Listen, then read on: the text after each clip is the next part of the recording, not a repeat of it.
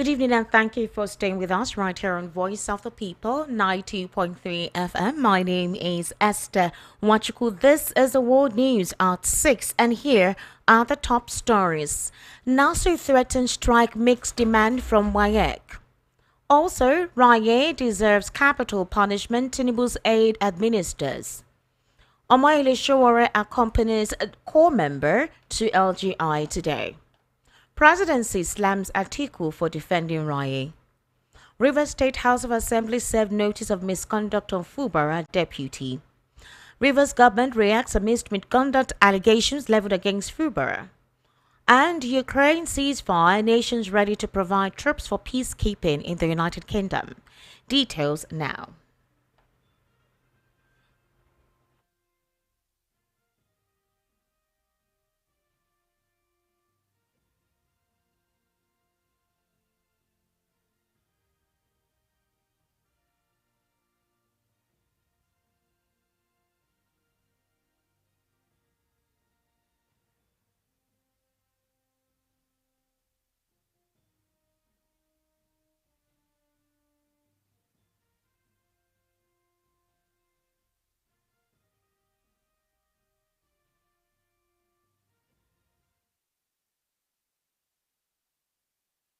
Thank you for staying with us. The news begins with the Non-Academic Staff Union of Education and Associated Institutions issuing a 7-day strike notice to the West African Examinations Council management. Now, VP News understands that the NASO General Secretary Prince Peters Adeyemi, while speaking at a press briefing in Lagos today, urged WIEC to address a 4-point demand concerning workers' welfare and the alleged victimization of labor leaders. NASA warned that all WIEC offices nationwide would be shut down starting from Monday, March 24, if the management fails to meet their demands. Meanwhile, WIEC recently released the 2024 results for the West African Senior School Certificate Examination for private candidates second series. In a very recent development, the President Bola Ahmed Tinubu's senior special assistant to media and publicity, Temitope Ajayi, has disclosed that the core member, Uche Ugumaye, known as Raye, who called the president terrible, deserves capital punishment. Ajayi argued that it was normal for citizens to criticize the president, but a core member has no such right. He stated this in a post he made on his Facebook handle today. VOP News understands that capital punishment under Nigerian law means death. Following attacks from his followers and other Facebook users, Ajayi said he did not mean that Raye should be killed. He stressed that what he meant was that Raye should be given the highest punishment recommended by NYSC in line with this act. He said, and I quote, "You can't abuse a country you are serving as a core member under any guise and the symbol of sovereign authority, which is the president. She should be punished to the fullest extent, not just warning. She chose to be silly, then she should face the consequences," end quote. Citizens can abuse a living day out of their president or any public official. It is normal. But a core member violated her oath and conduct there. That is capital punishment under NYSC. Meanwhile, Omoyele Sowore and other activists, including lawyers, accompanying the Lagos-based National Youth Service Corps member, Uche Uguamaye, also known as Raye, to the office of her local government inspector, who summoned her over a viral video. Recall that Raye recently went viral for criticizing President Bola Ahmed Tinubu's government. Well, Raye over the weekend voiced her frustration over Nigeria's deteriorating economic situation, blaming President Tinubu for the economic hardship. Meanwhile, the presidency, too, has condemned former Vice President Atiku Abubakar's defense of core member Uche Ugumaye, known as Raye, who called President Tinubu terrible. The former presidential candidate of the People's Democratic Party, in a statement, drummed support for Raye. He further described Raye as a shining emblem of Nigerian youth. He disclosed, and I quote, "I deeply admire her boldness and wisdom, her fearless resolve to speak truth to power, undeterred by the weight of opposition." Reacting to Atiku's call, the special assistant to the president on media and publicity, Temitope Ajayi, on his Facebook handle on Sunday, said it was poor politics for the former vice president to drum support for Raye. "This is not a matter of free speech and right of expression. NYSC is a regimented service with strict code of behavior. Members of the armed forces, police, paramilitary institutions, and civil servants are citizens with rights and freedom of expression, yet their rules of engagement forbids them from publicly speaking against government. Anyone that wants to be a deviant should be ready to face the consequences. It is poor politics for a former vice president of Nigeria, a symbol of authority, to endorse any form of bad behavior, no matter how convenient. We now move on to Rivers State, where the political crisis rocking Rivers State has taken a fresh turn today, as the State House of Assembly accused Governor Sim Fubara and his deputy Ngozi Odu of gross misconduct. The development is the latest in a series of political crises that have engulfed the oil-rich state. The lawmakers, under the leadership of Martin Amawule, have forwarded the notice to the governor and his deputy. Well, VOP News understand that their action is in compliance with the Constitution of Nigeria. The notification signals the commencement of impeachment proceedings against Governor Fubara and his deputy. In a related development, the Rivers State government has accused the State House of Assembly of deliberately obstructing Governor Sim Fubara from implementing the recent Supreme Court judgment affecting the state's governance structure. Speaking at a press conference in Port Harcourt today, the State Commissioner for Information, Joseph Johnson, insisted that Governor Fubara remains committed to implementing the court's ruling despite its unfavorable implications for his administration. The latest development from the Rivers State government follows an escalation of tensions between the executive and legislative arm of government. On Monday, the Rivers State House of Assembly, led by Speaker Martin Amawule, accused Governor Fubara and his deputy Ngozi Odu of gross misconduct. The lawmakers, loyal to Fubara's estranged political ally and former Governor Nyesom Wike, have forwarded a formal notice of the allegations to the governor and his deputy. Despite the political crisis, Governor Fubara has maintained his stance on implementing the Supreme Court judgment, which reaffirmed the powers of the state government in critical governance matters. Johnson stated that the Assembly has consistently refused to acknowledge correspondences from the governor, despite multiple attempts to engage with them.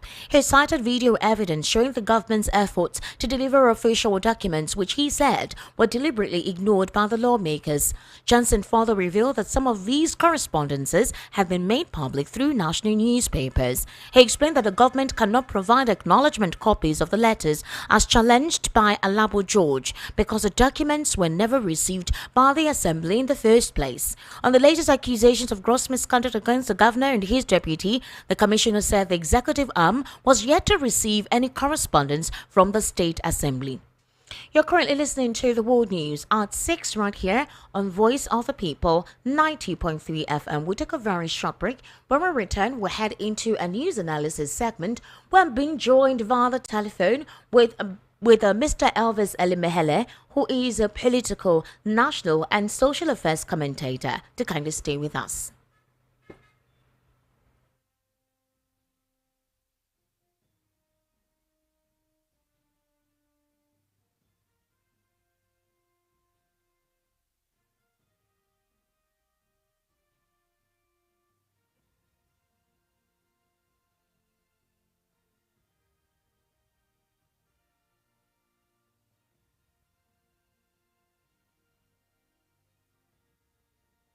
That the Port Harcourt residence of the Minister of the Federal Capital Territory, Nyesom Wike, was attacked and set ablaze by hoodlums. However, in a statement issued today, the Police Public Relations Officer, SP Grace Iringe Koko, described the reports as false and misleading.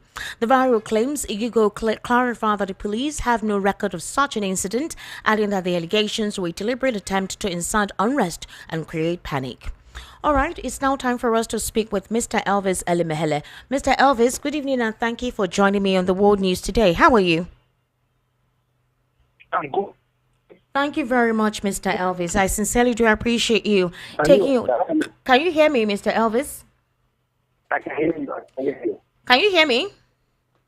I can hear you very well. Thank you very much. Mr. Elvis, let's start off with the situation of a young Nigerian girl who is known as Raye Talks on social media. Now, the situation I know has actually gone viral. There are several back and forth concerning the statement that she made as to ascribing the president as somebody who is very terrible. Because of that, she also called for a 30 days challenge where Nigerians are able to call out the government to improve the Nigerian economy.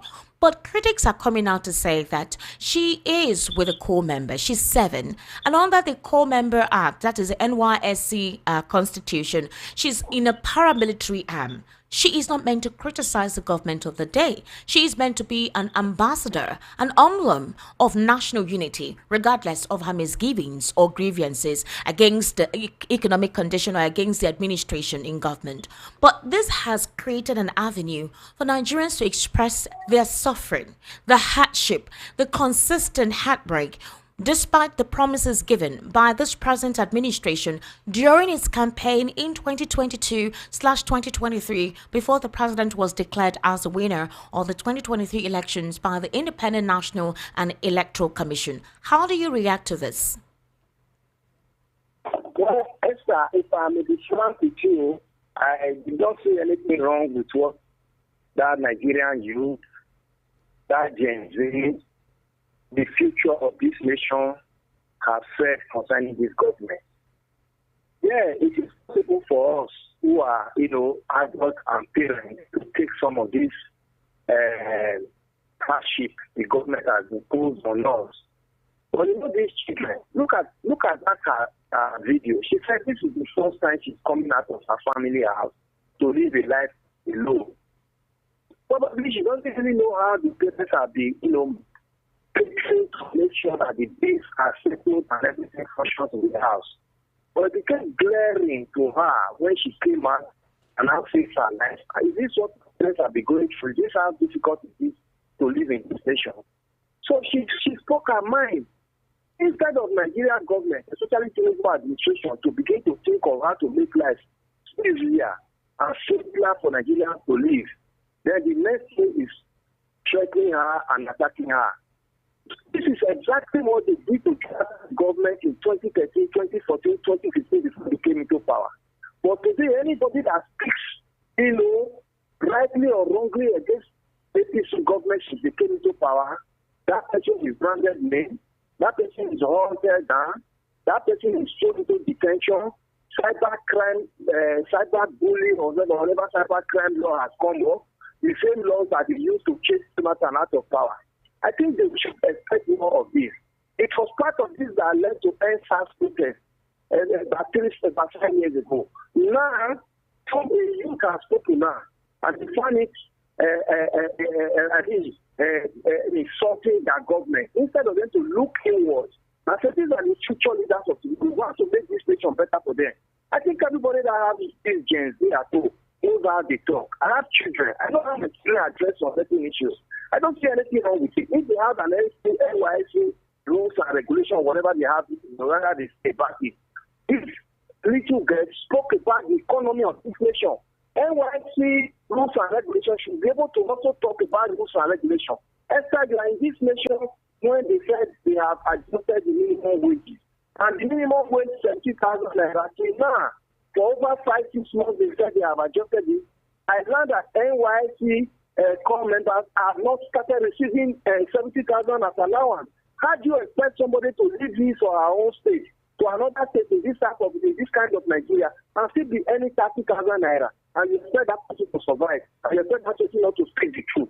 I think they are bringing away from the truth. APC and Tinubu government, they should address issues as it's supposed to be. I don't see anything wrong with that there, and I'm calling on all Nigerian youth and all Nigerian civil society organizations to rally around this there so that these voices that can liberate this nation in the nearest future should not be silenced according to APC doctrine of silencing opposition and also trying to silence the youth and stagnate Nigerians to begin to change, to begin to get into depression, which we are not planned for.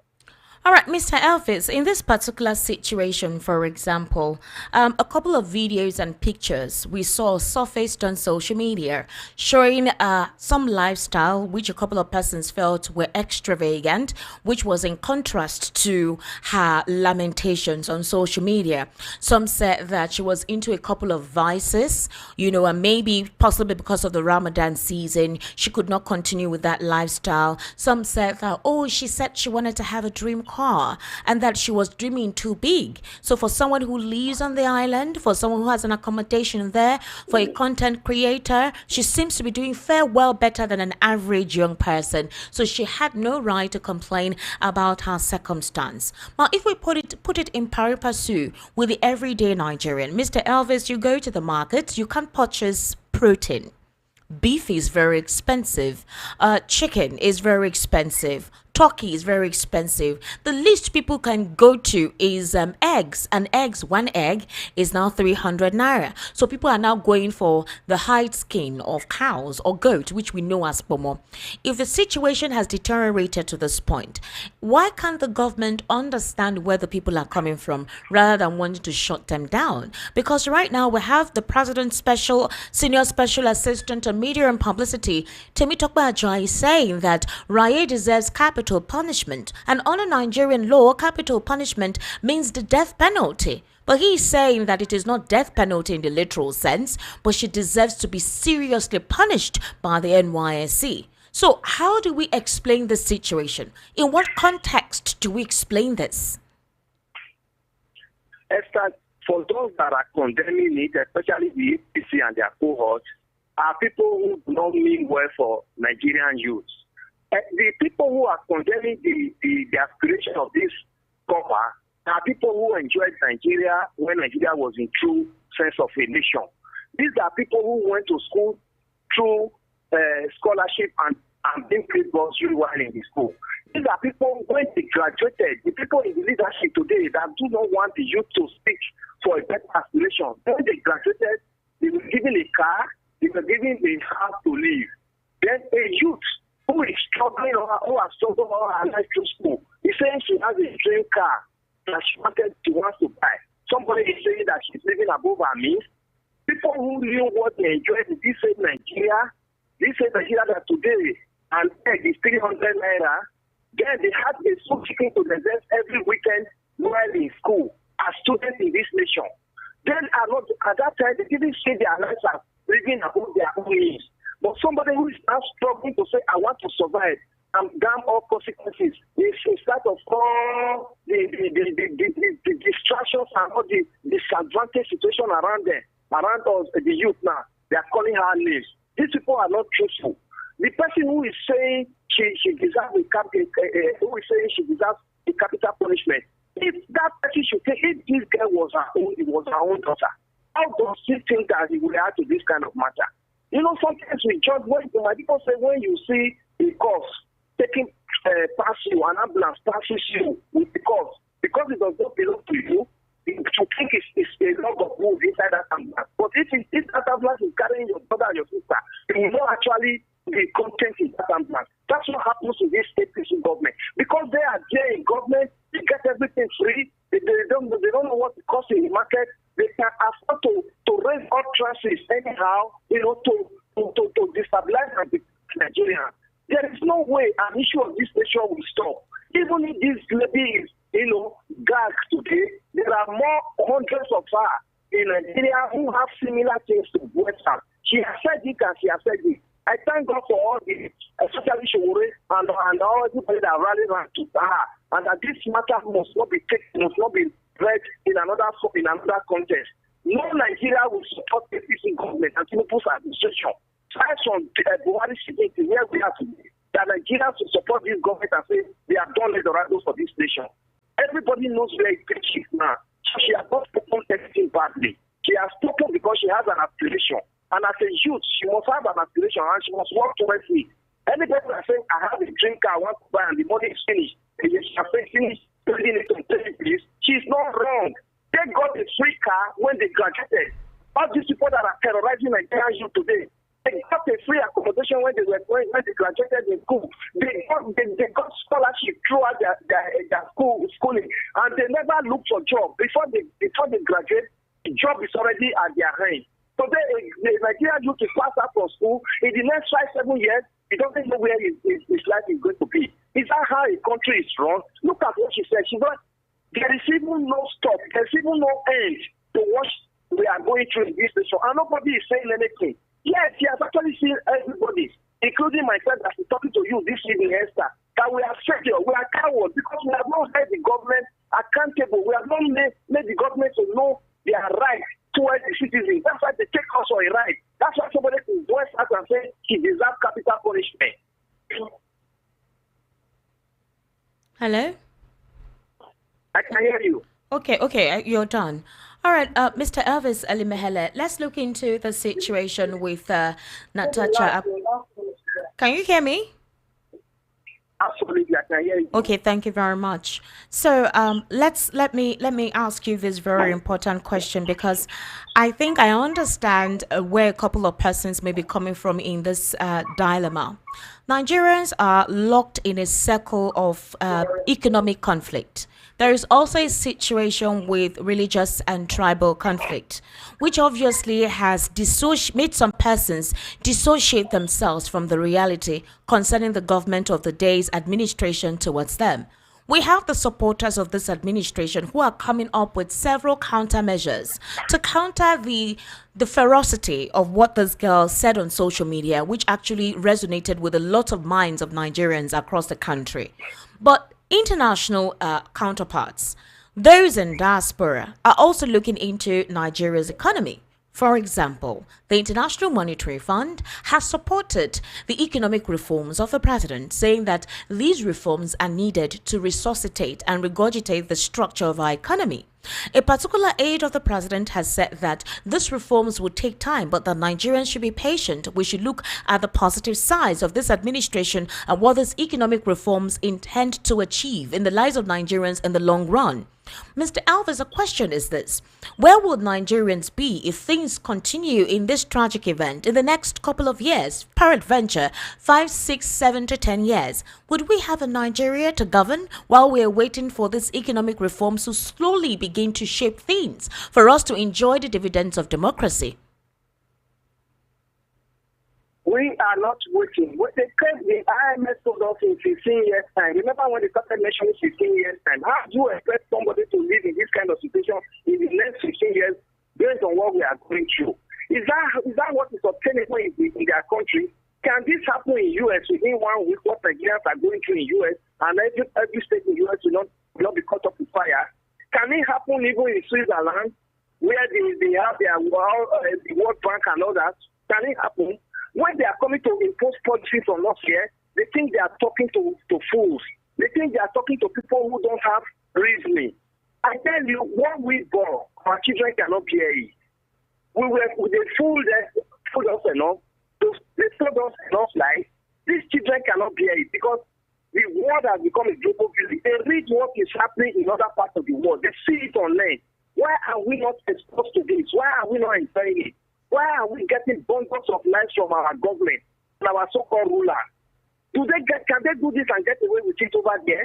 Therefore, a situation of this nature we cannot abate if the system is not changed. And some of us who have gotten to this stage we are, because this Nigeria system has actually monkeyed our lives to this extent we are. We will encourage this youth to make sure that whatever it will take from their life to be better than their parents' own, they take it up at all times. I have children in the university. My children must not go through what I'm going through. I pay school fees, I never got a job.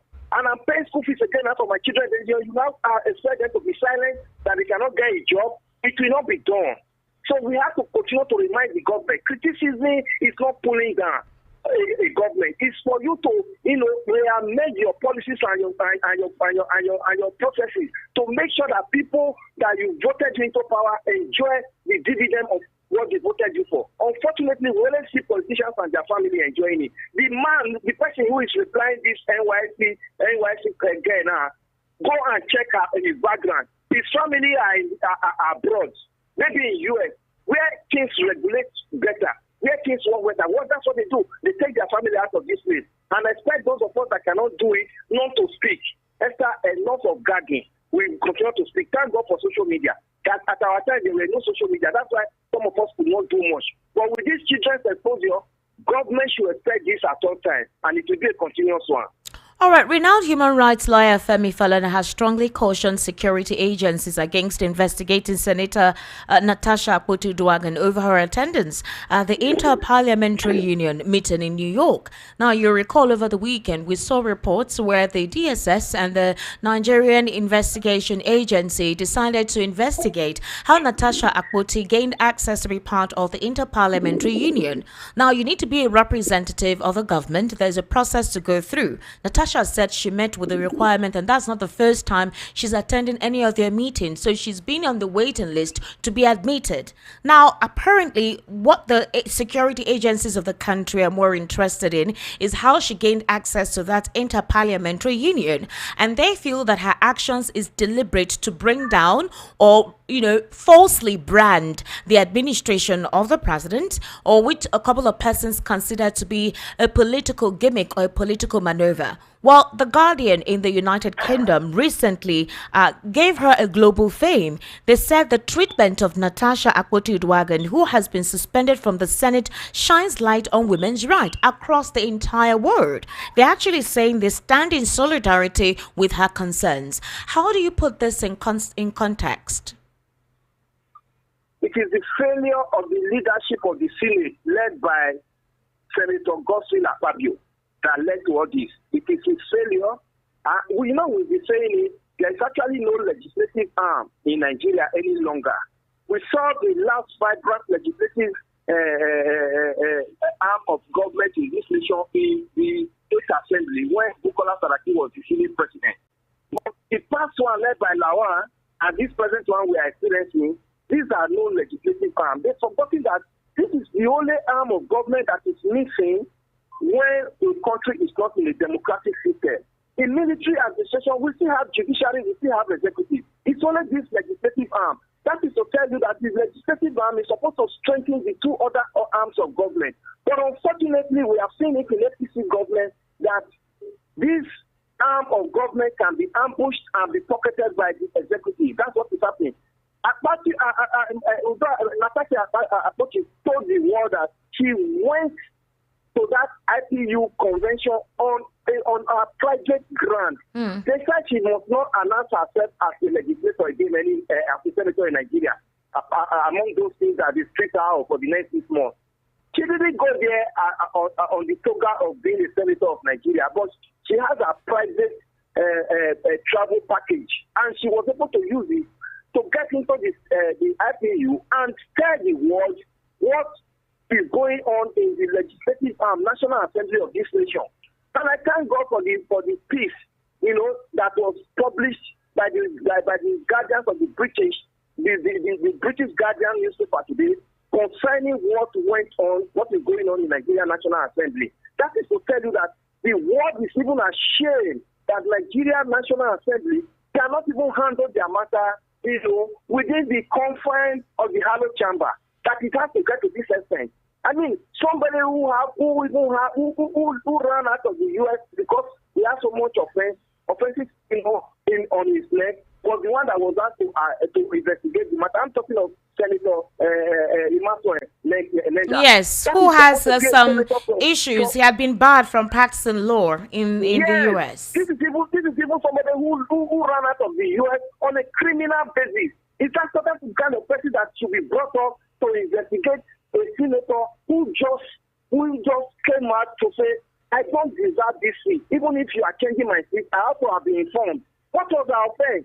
What was our offense that led to 6 months? When you are talking of 6 months suspension, don't be looking at Natasha Akpoti. Be looking at the Kogi Central Senatorial District, where she represents. That the whole of that Kogi Central for the next 6 months have no representative in the National Assembly.